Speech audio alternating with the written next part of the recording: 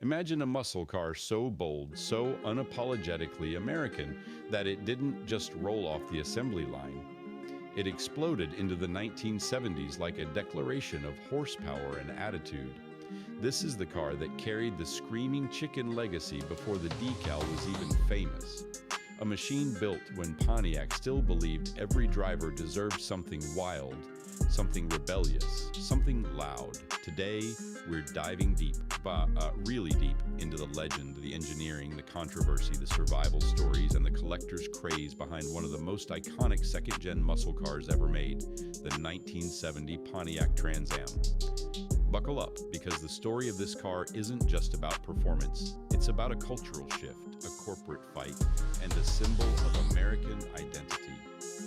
The story begins in late 1969 inside Pontiac Motor Division, where engineers pushed hard to release the next evolution of the Firebird. The Mustang had rewritten the playbook. Chevrolet had its Camaro. Plymouth was swinging hard with the Cuda, and Pontiac, the brand that gave America the GTO, wasn't about to stay quiet. But the new decade came with pressure, emissions, insurance penalties, and corporate rules threatening the survival of big block muscle. Pontiac engineers were warned, don't build anything too powerful, but they didn't listen. Led by men like Herb Adams and the legendary Pontiac Performance Group, the team secretly worked on something far sharper, far more serious than the previous year Firebird. They wanted a track-focused car, something that handled like a European sports coupe but still had the American punch.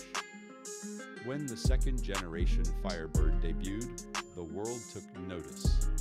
Low-slung, wide, aggressive, curved fenders like a fighter jet, and perched at the top of the lineup, the 1970 Trans Am. White or lucerne blue only, no flashy color.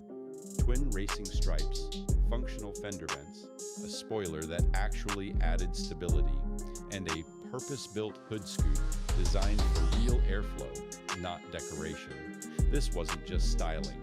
This was Pontiac saying, we still know what driving enthusiasts want. And then came the engine. Pontiac didn't follow the big block trend. They stuck to their own 400 cubic inch power plants, but tuned them to the edge.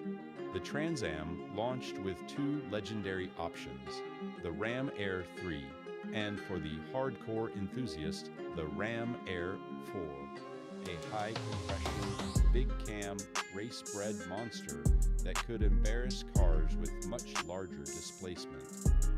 Early owners recall the feeling, the rumble at idle, the snap of the throttle, the way the car settled into corners with surprising balance. Unlike many straight-line muscle cars of the era, the 70 Trans Am carved roads with precision.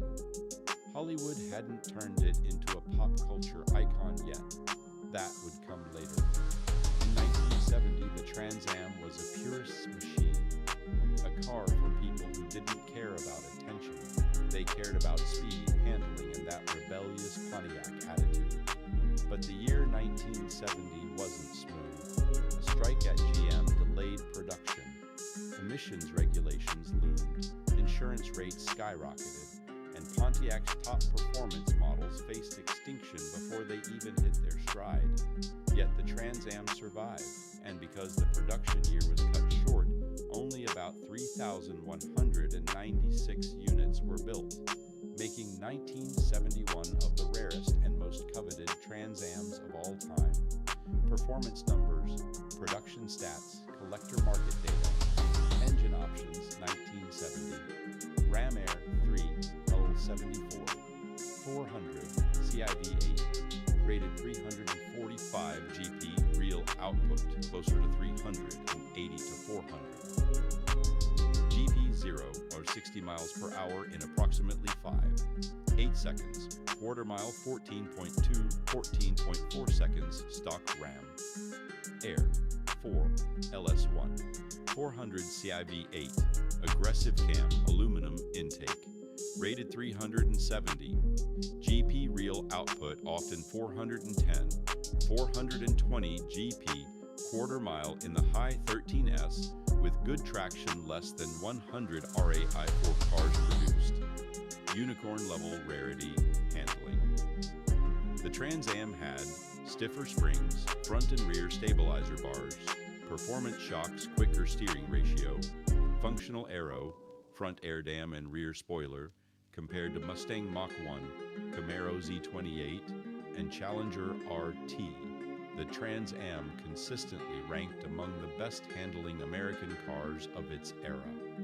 Production numbers: total 1970 TA, approximately 3,196 units. Ram Air 3E manual, approximately 1,083 Ram Air 3 automatic, approximately 1,339 Ram Air 4 manual, approximately 88 Ram Air 4 automatic, approximately 55 collector market today. Ram Air 3, $80,000, $130,000. For clean examples, Ram Air 4, $250,000, $500, 000 plus, depending on originality.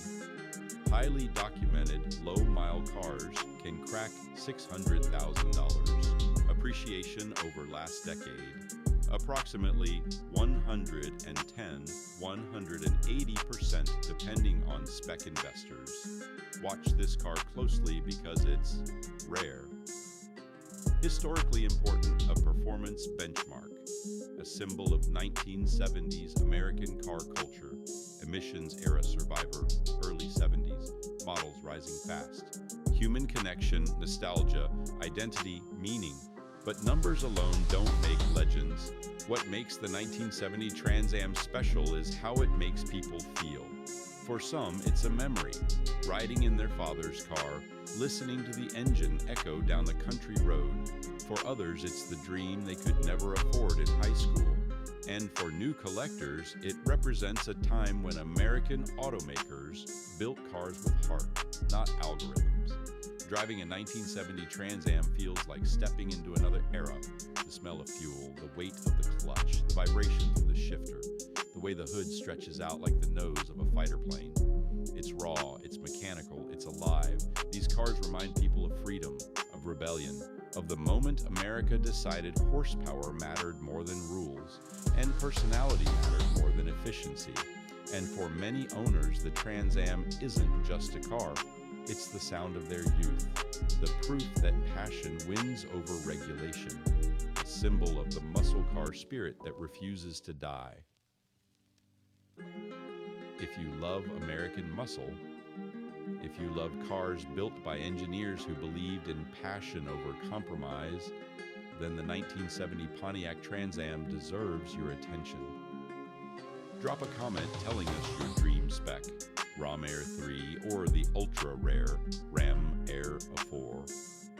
Make sure you hit like, share this with someone who loves classic cars, and subscribe for more deep dive documentaries on the machines that shaped America's automotive soul. Thanks for watching, and keep the legend alive.